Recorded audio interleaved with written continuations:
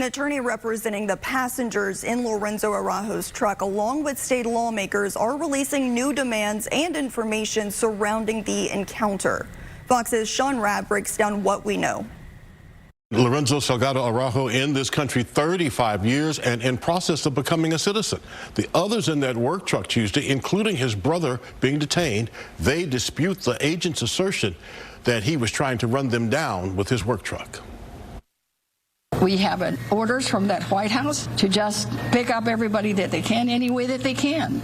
52-year-old Lorenzo Salgado Araujo was killed Tuesday during an attempted traffic stop by ICE agents in Houston, as arrests by ICE agents ballooned to over 10,000 in a recent 5-day period. Much of what ICE first related about the fatal confrontation has been walked back.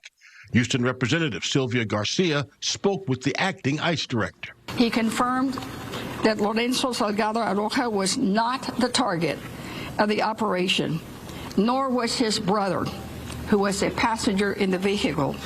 Garcia says the acting ICE director told her agents were searching for someone with a final removal order, and the ICE officers believed that person was in the work vehicle. But the director could not clearly identify who that was to Garcia. And the feds are not releasing the name of the ICE officer involved in the fatal gunfire.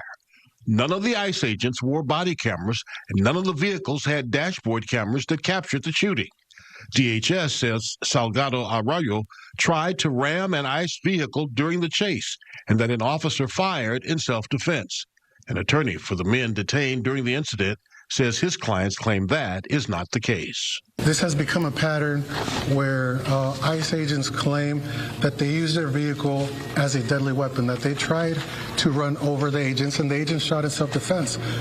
But all three of my clients reiterated that at no point was there ever an agent standing in front of the vehicle, nor was an agent ever placed in the line of danger. Houston's police chief sent this letter to both the Department of Justice and FBI, writing, HPD recognizes the seriousness of the matter, adding, I will make all appropriate resources available to help with the investigation.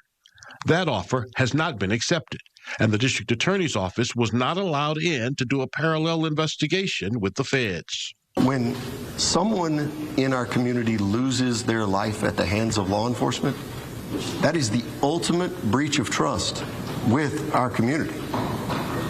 And if we aren't transparent, if the people don't believe that we are actively investigating and holding ourselves and law enforcement accountable, we will lose that trust so quickly. The Harris County District Attorney really sending that message for whoever's listening at the federal level. Houston's mayor says he will not rest until there is an independent, thorough investigation. Lorenzo Salgado Araujo had no criminal record, father of U.S. children, not the target of any ICE enforcement effort, and was in the process of becoming a legal citizen.